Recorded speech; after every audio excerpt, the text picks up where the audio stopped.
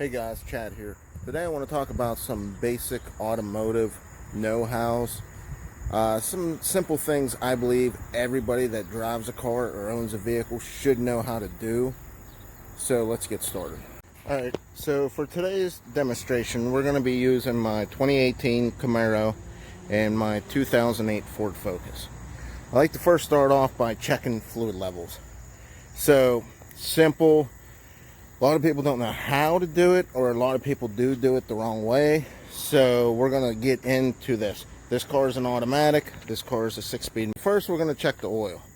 The oil is about the same in every car. So this being an automatic, you have two yellow dipsticks. It's usually the round one out of the two, and it will say oil on most of them, or it'll be faded off, or it won't say nothing, but it is the round one. So as you can see on that one and this one, they're both round.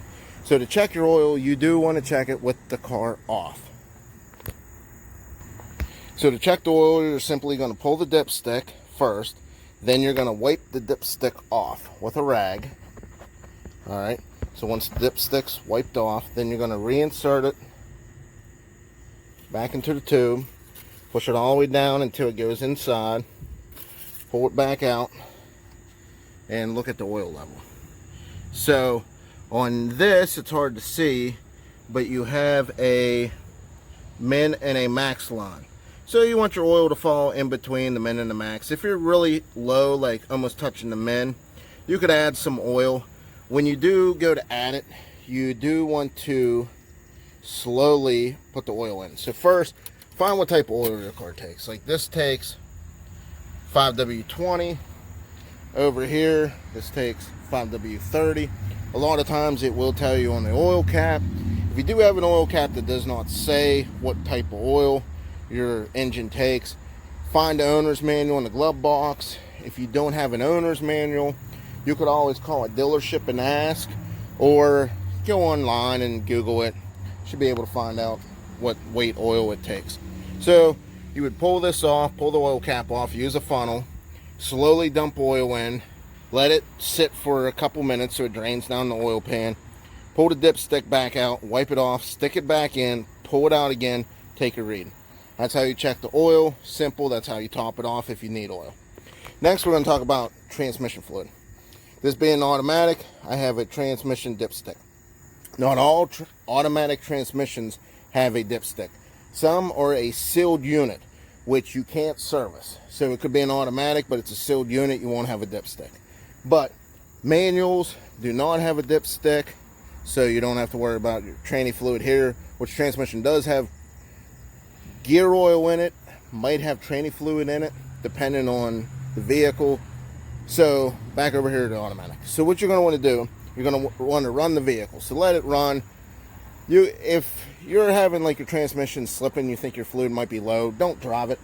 Sit in your driveway, start it up, let the engine warm up, put it in drive, sit there, hold the brake and drive for a little bit, put it in reverse, sit there and hold it in reverse for a little bit, go through the gears in your driveway or parking spot, whatever.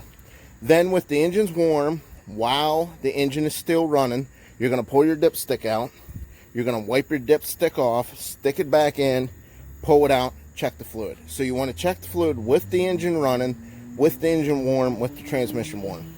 If it needs tranny fluid, there isn't a fill cap like you do for oil. With tranny fluid, you will put a funnel in here, and that's where you'll add your fluid. So add enough to top it off, get it to the level you need. Oil, cars will burn oil. Usually, if you're low on tranny fluid, you probably have a leak. So let's talk about washer fluid. Alright, so your washer fluid bottle is right here. This is the sign for your washer fluid bottle. Yet again, over here, on the Camaro, same thing. That's your washer fluid level. You can get whatever washer fluid you want. If it's really cold out, I recommend getting washer fluid for the cold so it doesn't freeze up in your bottle. But open it up, fill it up until it fills up to the top, shut it. Simple. Now we do have brake fluid. I don't recommend, being a newbie to like the car world, you do anything with the brake fluid. So if your brake fluid is low, one of two things. One, you either have a leak, or two, your brake pads are really wore down to the point your brake fluid is down, because the least brake pads you have, then your calipers come out even further, which use more fluid. So a lot of people will notice their brake fluid's low, but their brake pads are bad. They will top this off, and then whenever they go to do the brake pads, or somebody else does, and they compress the calipers, it spews all that brake fluid all over the place. So at this moment, I don't recommend that. Power steering, this is your power steering pump. On this car here, if you come over to the Camaro, as you can see, there is no power steering pump on the Camaro. So on the Camaro itself, it's electronic power steering. I don't have a pump. Older cars do. This here, you just take it off, read your owner's manual. Some vehicles take power steering fluid. Some older vehicles might recommend to use tranny fluid. So just check for that. Now let's go on to coolant. So one thing you never want to do is check your coolant when the vehicle is hot. Now if you have a degas bottle, that is a degas bottle, this plastic thing. Same as, well, if you come over here, this is a little bit different. This is a degas bottle, but this is a pressurized one. This you do not open when it's hot. If see the symbol here? If you open this when it's hot, it will shoot coolant all over you and burn you. This one here that has the pop top, obviously this is not pressurized. You can open that while it's hot. You can fill it up. There's a fill to hot and a fill to cold. This on this car is your radiator cap. This is pressurized. You do not open that while it's hot. If you do, you will get burnt. It will spray everywhere. So to check coolant, you can check your degas bottles for your coolant level. And also, if you have a radiator cap like this, when the engine's cold, you can take this cap off, you push down a twist. If your radiator's low, you can top it off. Now, get the recommended coolant for your vehicle. A lot of coolants now are compatible with any color. They'll say on it compatible with pretty much anything. Then all you want to do is top that off. You want to get 50-50.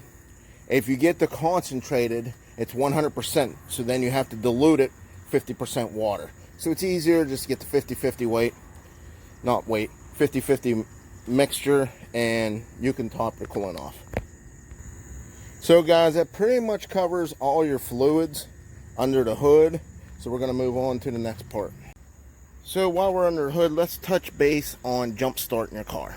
Alright, so some cars, most older cars, has your battery up front under the hood. It's accessible, easy to get to. A lot of new cars does not have your battery up front.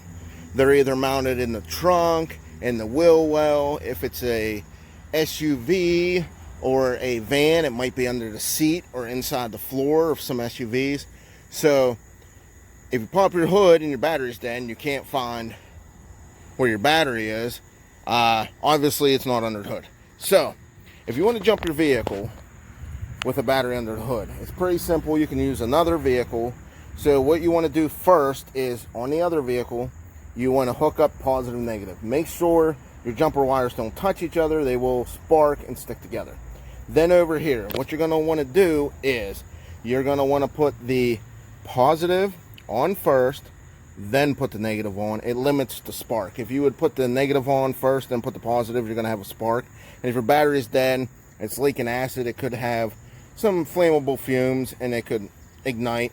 It's rare, but just for safety reasons. So then once you put it on there, let the other vehicle run for a while. You can let it run at idle, or you could hold the RPMs around 2,000 so it charges a little bit quicker. And then get in, try to start it.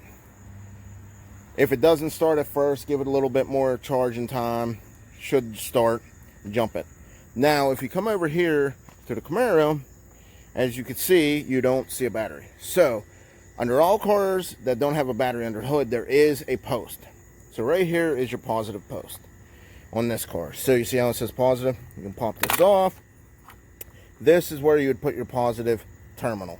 Now, you have to put a ground. Now, a lot of vehicles do have a ground post, like newer ones under the hood. So as you can see, it says here for negative, NEG. This would be your negative. This would be your positive. Jump it the same you would jump the other car. Now, Some newer vehicles don't have a ground post. Then you want to find a good ground under the hood to put the negative on and then use that post. So pretty much easy way to jump your car if you ever need to know how to jump it. So now we're going to go over your dash lights and what the actual dash lights mean. So if you look, obviously that means your doors are open. That's your check engine light right there. So if something is wrong emissions wise, or if you have a misfire or whatnot, you will or a bad sensor, you will have a check engine light. That is your battery light. That next to it, that's flashing, that is your tire pressure sensor light. So if you have a low tire, that light will come on. That means when your tires are low. Depending on the age of your car, like the Camaro over there, it will tell you which tire. It will show all the air pressures. This car doesn't show your tires or your air pressure. So if that's blinking, you want to check all your tires. Now if you do check all your tires and they are at the correct air pressure, now after we talk about this, I want to show you how to find the correct air pressure. Then you have a bad sensor. This car here has a tire sensor fault. That's why it says that. This light here will be your oil pressure light. That's your seatbelt light.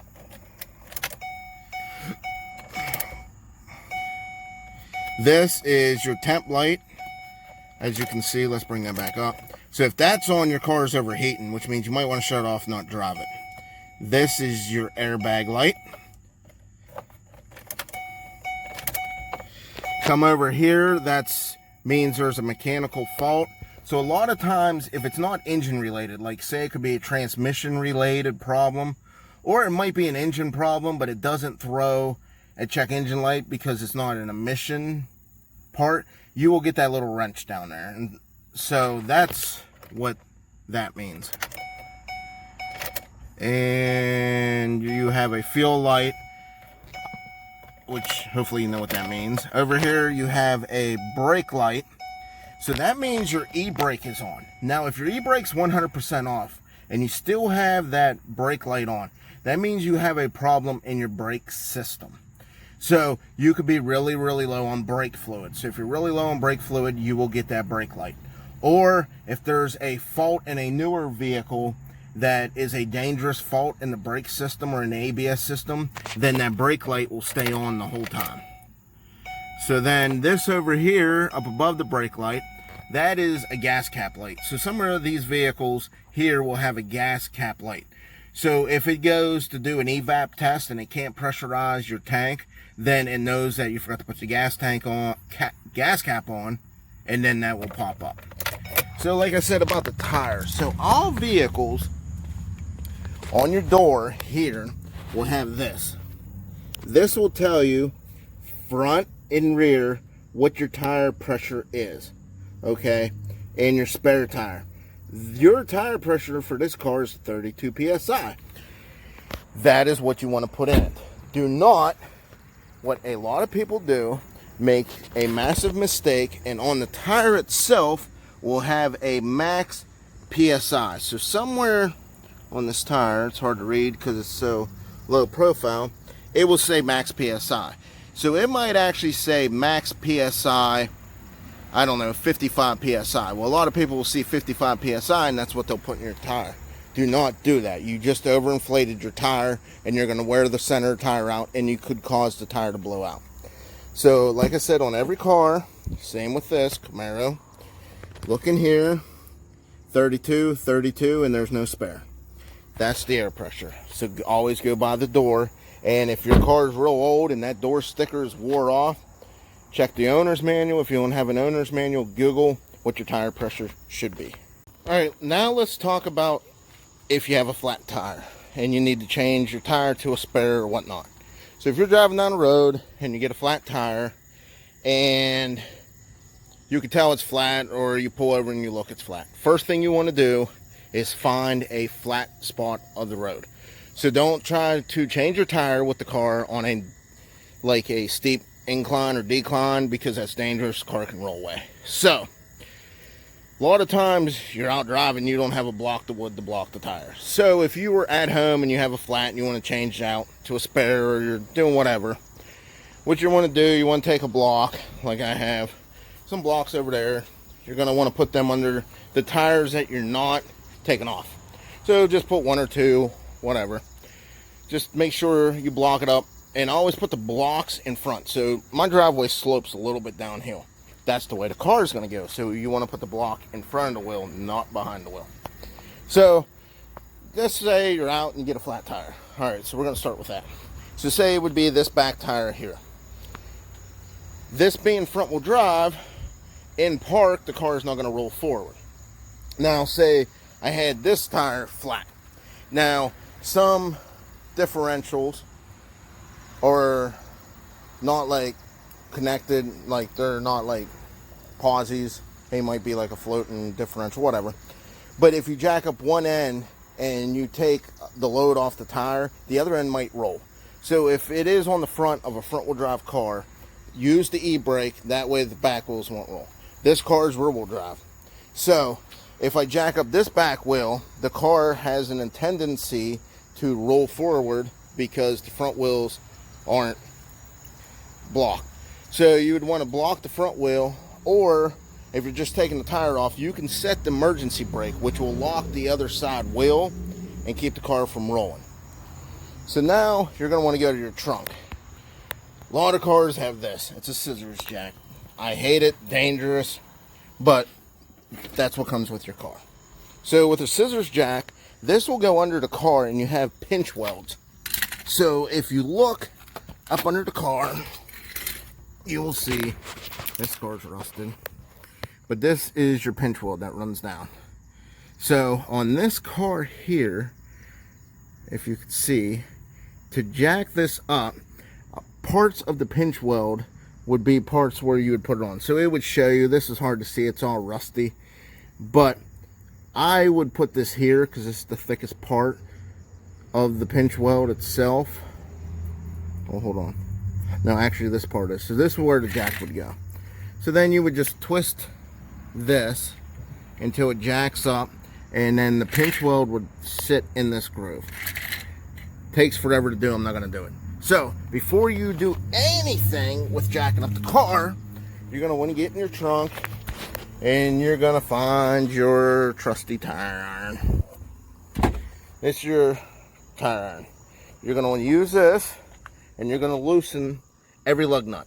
And when I mean loosen, I don't mean take off. I mean break them free where they easily spin and go around and do all of them. Do that, then jack the wheel up.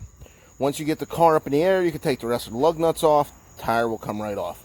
Then all you do, get your spare out of your trunk.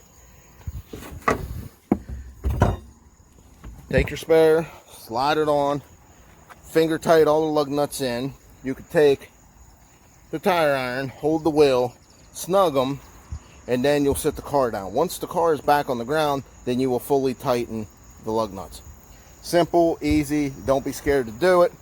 Just remember, first thing, break the lug nuts free, jack the car up, take lug nuts off, pull the wheel off, put the new wheel on, tighten the lug nuts by hand, then use the tire iron if need be, hold the top of the wheel, snug them, sit the car down, torque down the lug nuts.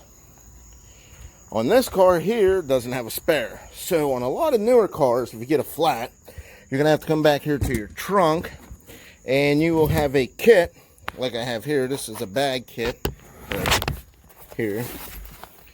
This inside here is an air compressor that has slime or fix-a-flat in it. So on a newer car that doesn't have a spare, you'll have a tire inflation kit.